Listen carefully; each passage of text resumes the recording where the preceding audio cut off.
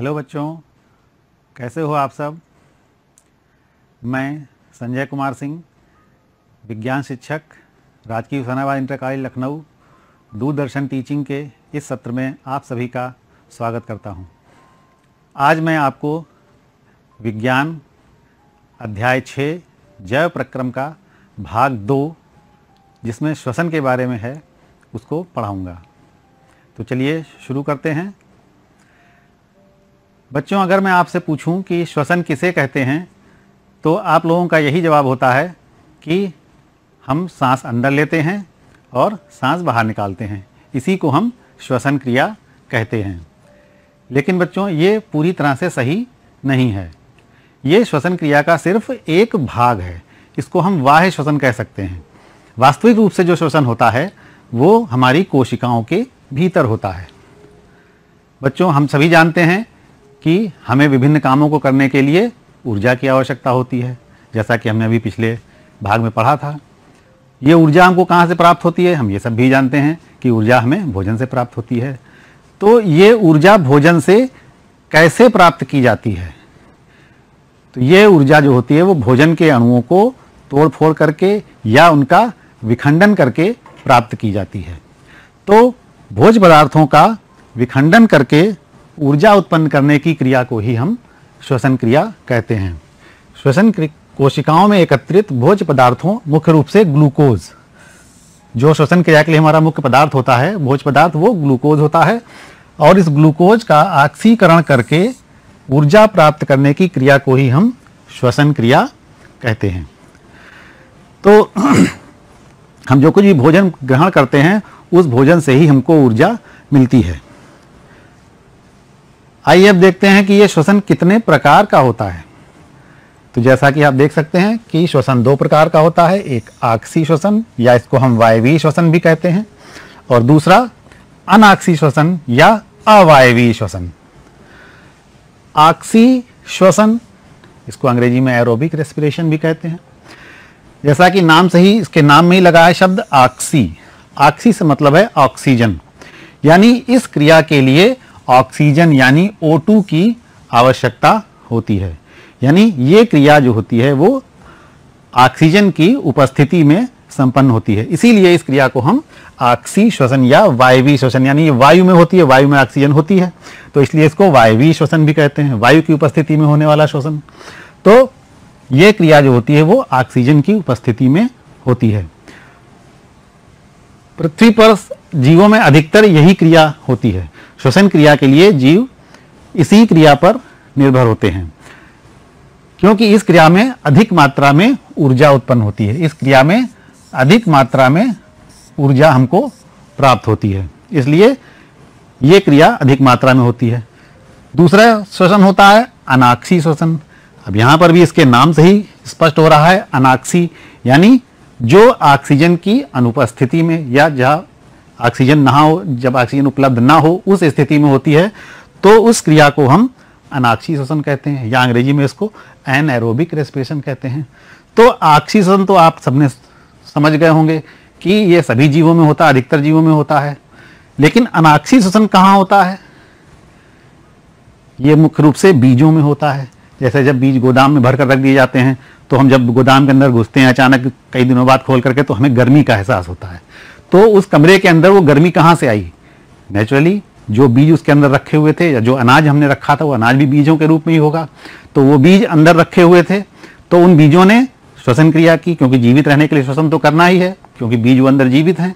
तो उस स्थिति में क्योंकि कमरा चारों तरफ से बंद है, तो इसलिए वहां पर ऑक्सीजन की कमी है, या ऑक्सीजन बहुत कम मात्रा में है, या ऑक्सीजन नहीं है।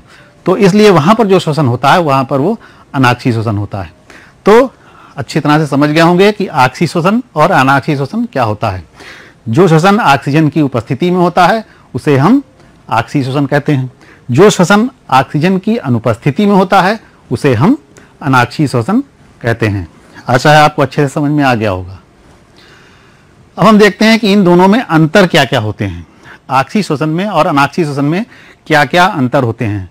तो पहला अंतर तो हमने परिभाषा में ही समझ लिया कि यह ऑक्सीजन की उपस्थिति में होता है और इसमें ऑक्सीजन की आवश्यकता नहीं होती है, या ऑक्सीजन की अनुपस्थिति में होता है। दूसरा अंतर बच्चों इसमें यह होता है कि इसमें ग्लूकोज का अणु जो होता है वो पूरी तरह से टूट फूट जाता है, यानी ग्लूकोज के अणु का पूरी तरह से विखंडन हो जाता है और इसीलिए इस श्वसन में अधिक मात्रा में ऊर्जा उत्पन्न होती है। जबकि अनाक्षी श्वसन में ग्लूकोज का अणु पूर्णतः विखंडित नहीं होता है। अनाक्षी श्वसन के अंदर ग्लूकोज का अणु का विखंडन पूरी तरह से नहीं हो पाता है, आंशिक रूप से हो पाता है, इसलिए इसमें कम मात्रा में ऊर्जा उत्पन्न होती है। इसमें कार्बन डाइऑक्साइड अधिक मात्रा में बनती है और इसमें कार्बन डाइऑक्साइड कम मात्रा में उत्पन्न होती है। इसमें अधिक मात्रा में ऊर्जा उत्पन्न होती है, इसमें बहुत ही कम मात्रा में ऊर्जा उत्पन्न होती है। अगर हम इसका समीकरण देखें तो C6H12O6 प्लस 6O2, अभी हमने पहले बताया था कि जो भोज्य पदार्थ होता है वो श्वसन के लिए वो ग्लूकोज होता है, तो ये C6H12O6 क्या चीज है? ग्लूकोज है। इसका ऑक्सीजन की सहायता से जब क्रिया होती है तो कार्बन डाइऑक्साइड बनती है, जल बनता है और 673 किलो कैलोरी ऊर्जा उत्पन्न होती है लगभग। जबकि जब अनाक्षी श्वसन होता है तो वहां पर चूंकि ग्लूकोज का अणु पूरी तरह से विखंडित नहीं होता है, तो इस कारण से इस ग्लूकोज के अणु जो होता है वो एथिल अल्कोहल यहां पर बनता है इस क्रिया में और कार्बन डाइऑक्साइड बनती है और केवल 21 किलो कैलोरी ऊर्जा हमको प्राप्त होती है। तो यहां पर कार्बन डाइऑक्साइड भी ज्यादा बन रही है और यहां पर कार्बन डाइऑक्साइड कम बन रही है। यहां पर ऊर्जा भी ज्यादा निकल रही है और यहां पर ऊर्जा भी कम मात्रा में निकल रही है। अगला पॉइंट बच्चों है कि ये क्रिया माइटोकॉन्ड्रिया के अंदर संपन्न होती है। हम जानते हैं कि कोशिकाओं के अंदर कुछ कोशिकांग पाए जाते हैं, जैसे माइटोकॉन्ड्रिया, राइबोसोम्स, गोल्गी काय, हरित लवक, अंतःप्रद्रवी जाल के आदि। वैसे ही एक हमने कक्षा 9 में पढ़ा होगा कि कोशिका के अंदर माइटोकॉन्ड्रिया पाया जाता है। तो ये क्रिया जो अक्षी श्वसन की जो क्रिया होती है मुख्य रूप से ये माइटोकॉन्ड्रिया के अंदर होती है, जबकि अनाक्षी श्वसन की क्रिया जो होती है उसके लिए माइटोकॉन्ड्रिया की आवश्यकता नहीं होती और ये क्रिया माइटोकॉन्ड्रिया के बाहर जो कोशिका द्रव्य होता है उसमें होती है। इस क्रिया के अंत में जैसा कि हमने देखा कि कार्बन डाइऑक्साइड और जल बनता है, तो कार्बन डाइऑक्साइड और जल बनता है, जबकि इस क्रिया में क्या बन रहा था? एथिल अल्कोहल और CO। तो इसमें एथिल अल्कोहल और कार्बन डाइऑक्साइड उत्पन्न होती है। तो इस प्रकार से आक्षी और अनाक्षी श्वसन में ये अंतर होते हैं। आइए बच्चों अब हम देखते हैं कि श्वसन की क्रियाविधि आखिरकार होती कैसे है। तो जैसा कि हम देखते हैं कि श्वसन क्रिया जो होती है ये 2 चरणों में संपूर्ण होती है। पहला चरण होता है ग्लाइकोलिसिस और दूसरा चरण को हम कहते हैं क्रेब्स चक्र। पहला चरण होता है ग्लाइकोलिसिस का, उसको हम कहते हैं ग्लाइकोलिसिस, और दूसरा चरण होता है क्रेब्स चक्र।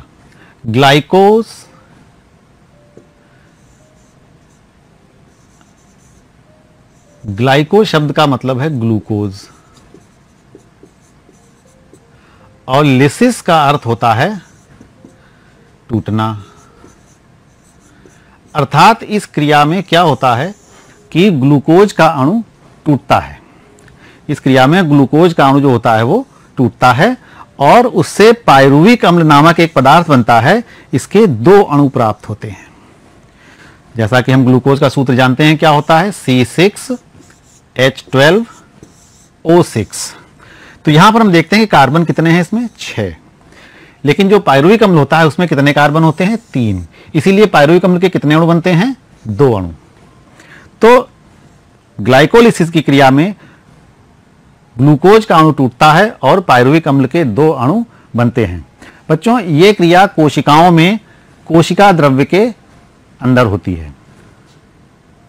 यह क्रिया कोशिका द्रव्य में होती है और इस क्रिया में ग्लूकोज से पायरुविक अम्ल का निर्माण होता है। दूसरी क्रिया है क्रेब्स चक्र की। तो क्रेब्स चक्र इसका नाम क्यों रखा गया? एक वैज्ञानिक थे हैंस क्रेब। उन्होंने इस क्रिया की खोज की थी, तो उन्हीं के नाम पर इस क्रिया को हम क्रेब्स चक्र कहते हैं। इस चक्र में क्या होता है कि इस चक्र में मुख्य रूप से जो पायरुविक अम्ल है जो ग्लाइकोलिसिस की क्रिया में बनता है, ये पायरुविक अम्ल इस बात पर, आगे की क्रिया इस बात पर निर्भर होती है कि अब इस पायरुविक अम्ल को ऑक्सीजन की उपलब्धता होगी या नहीं होगी।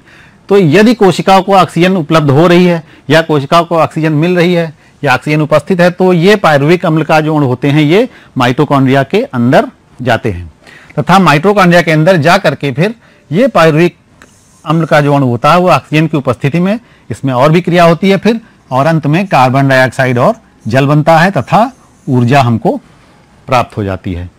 तो इस प्रकार से श्वसन क्रिया संपूर्ण होती है। बच्चों, अगर पायरुविक अम्ल बनने के बाद कोशिका को ऑक्सीजन उपलब्ध नहीं है तो उस स्थिति में फिर पायरुविक अम्ल जो होता है वो माइटोकॉन्ड्रिया के अंदर नहीं जाता है और माइटोकॉन्ड्रिया के बाहर कोशिका द्रव्य में ही अपूर्ण रूप से विखंडित होकर के एथिल अल्कोहल बनाता है और कार्बन डाइऑक्साइड बनाता है और थोड़ी मात्रा में ऊर्जा भी उत्पन्न होती है। तो ग्लाइकोलिसिस की क्रिया तो ऑक्सीशोषण में भी होती है और अनाक्सीशोषण में भी होती है, परंतु क्रेब्स चक्र जो होता है वो अगर ऑक्सीजन उपस्थित है तभी होता है और ये क्रिया माइटोकॉन्ड्रिया के अंदर होती है। लेकिन अगर ऑक्सीजन उपस्थित नहीं है तो ये फिर पायरुविक अम्ल जो होता है वो माइटोकॉन्ड्रिया के अंदर नहीं जाएगा और बाहर कोशिका द्रव्य में ही उसका विखंडन कर दिया जाता है और फलस्वरूप एथिल अल्कोहल और कार्बन डाइऑक्साइड बनती है। तो इस प्रकार से हम देखते हैं कि श्वसन क्रिया कोशिकाओं के भीतर होती है। क्योंकि ये वास्तव में श्वसन होता है इसलिए इसको हम कोशिकीय श्वसन भी कहते हैं। कोशिकाओं के भीतर होने वाली श्वसन क्रिया, इसीलिए इसको हम कोशिकीय श्वसन भी कहते हैं। बच्चों, हम कभी जब दौड़ते हैं, भागते हैं, खेलते हैं, कूदते हैं तो हमें थकान आ जाती है, हमारी मांसपेशियों में थकावट आ जाती है, हम थक जाते हैं। तो कभी आपने सोचा है कि ऐसा क्यों होता है? जैसा कि हमने बताया कि बीजों में अनाक्षी श्वसन होता है जब गोदाम में रखे जाते हैं, तो उसी प्रकार से हमारे शरीर में भी अनाक्षी श्वसन होता है। जब हमारी पेशियां थक जाती हैं, उनको ज़्यादा काम करना होता है, हम दौड़ भाग रहे हैं, चल फिर रहे हैं तेजी से, तो हमको पेशियों को ज़्यादा ऊर्जा की आवश्यकता होती है और ज़्यादा ऊर्जा के लिए शरीर को ज़्यादा श्वसन करना पड़ता है कोशिकाओं को।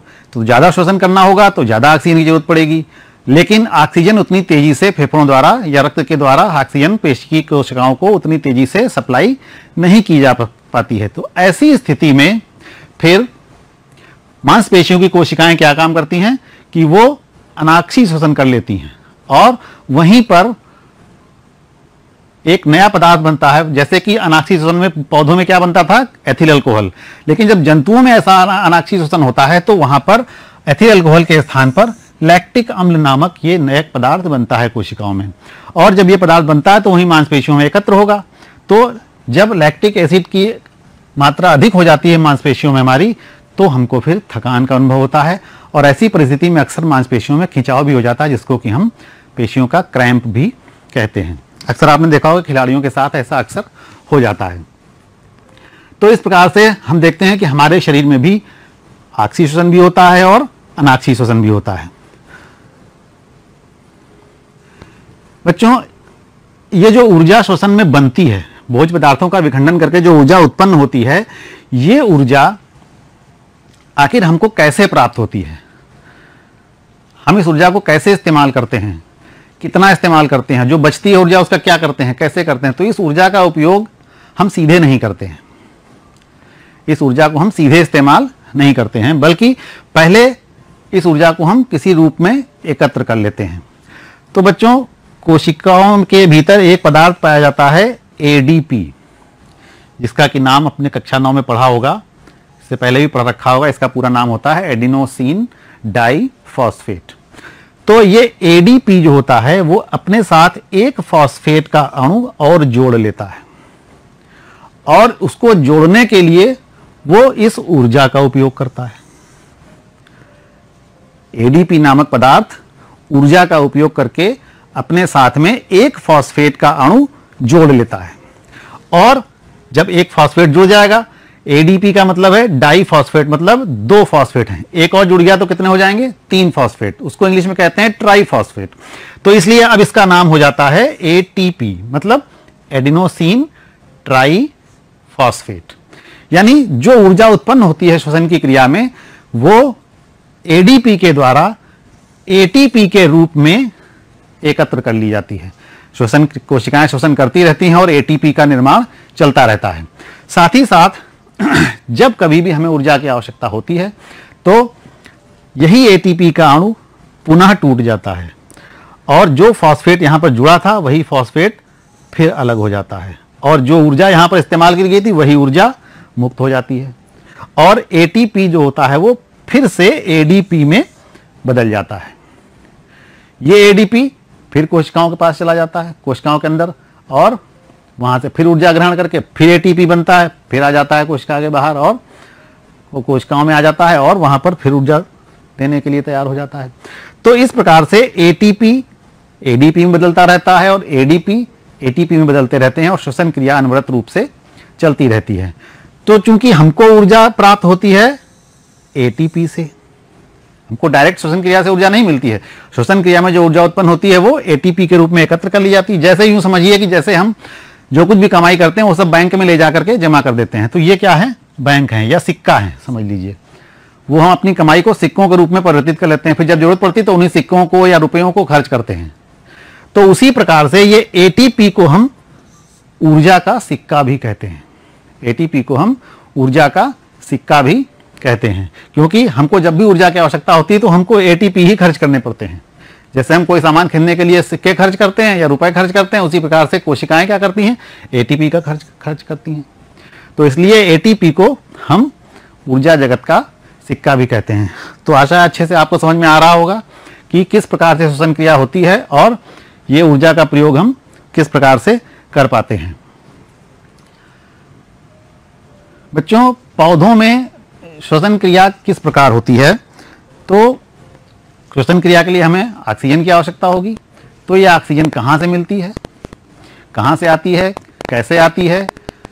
तो हम सभी जानते हैं कि पौधों में पत्तियां होती हैं और पत्तियों की कोशिकाओं पर, पत्तियों की सतह पर छोटे छोटे छिद्र पाए जाते हैं।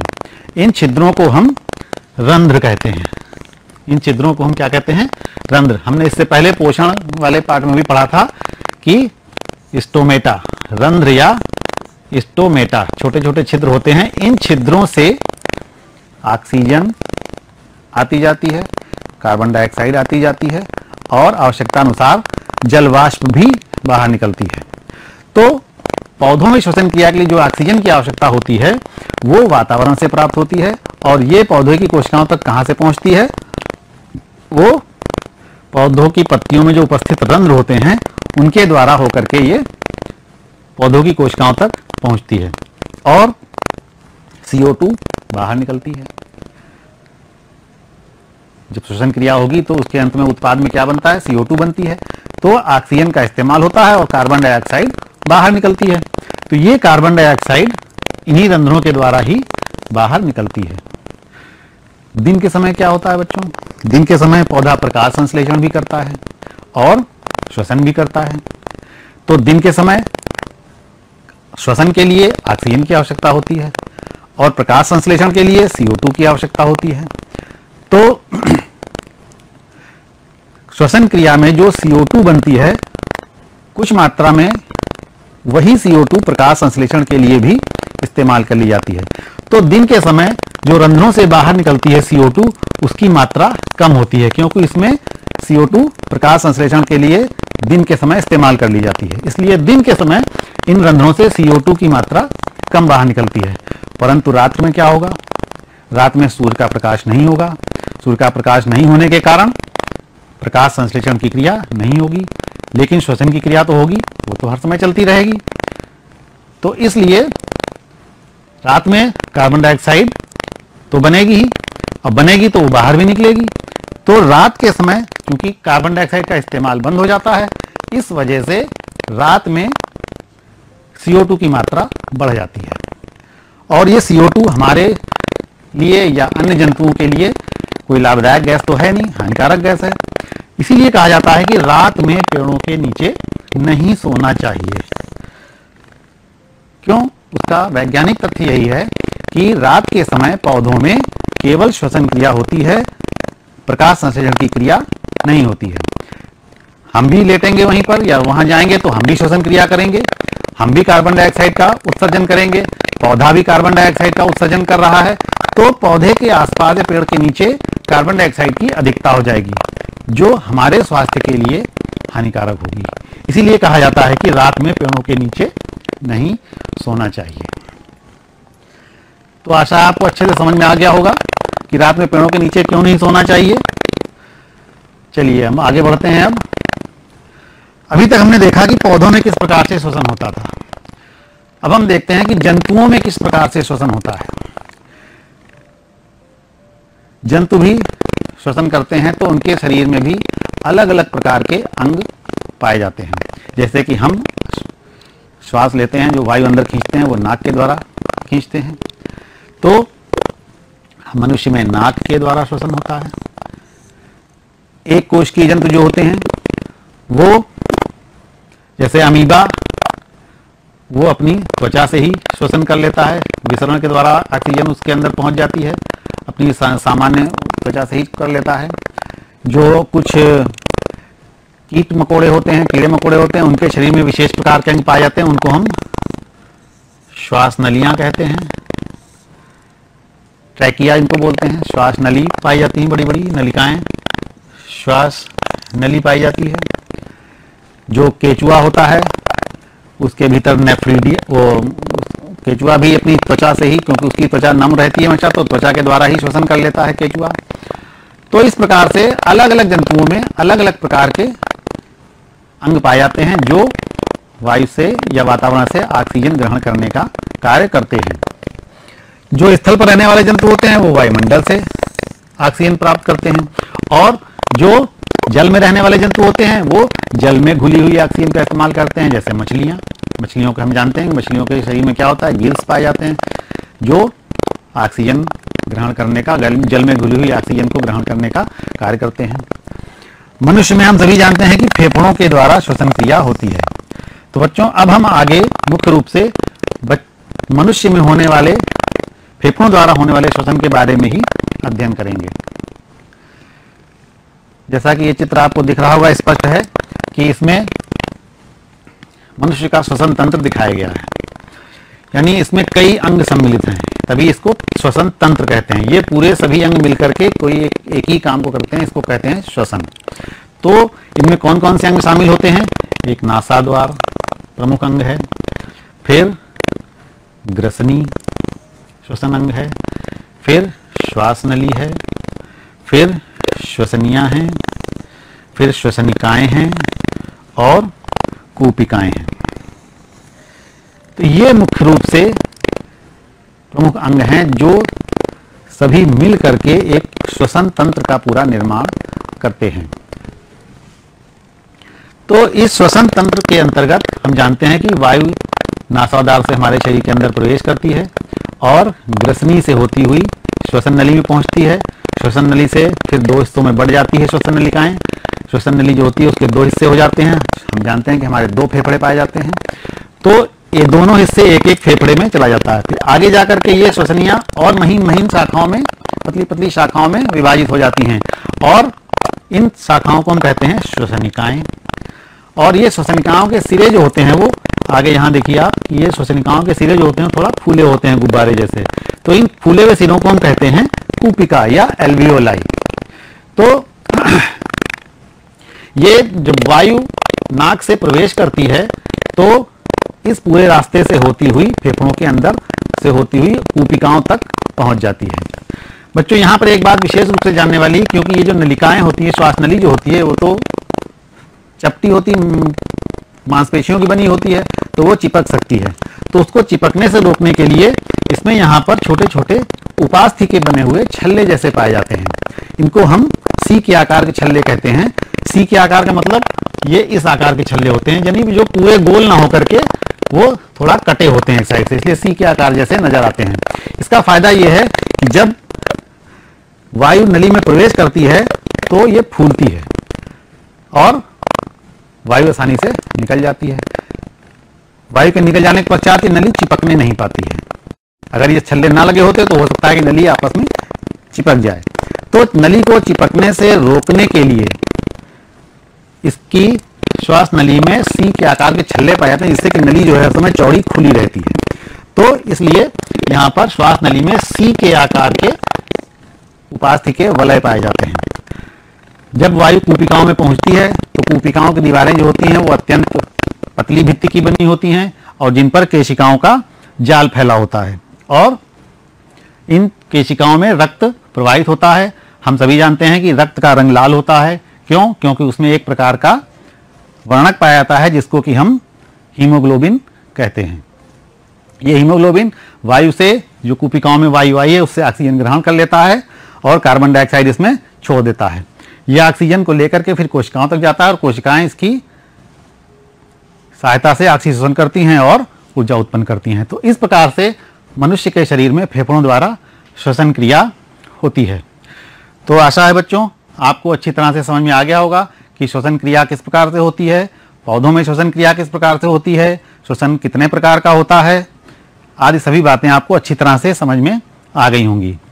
अब आप अपनी पुस्तक से में जो भी प्रश्न दिए हुए हैं उनको करिए और अपने शिक्षक से इस बारे में चर्चा कीजिए, उनको दिखाइए। Thank you.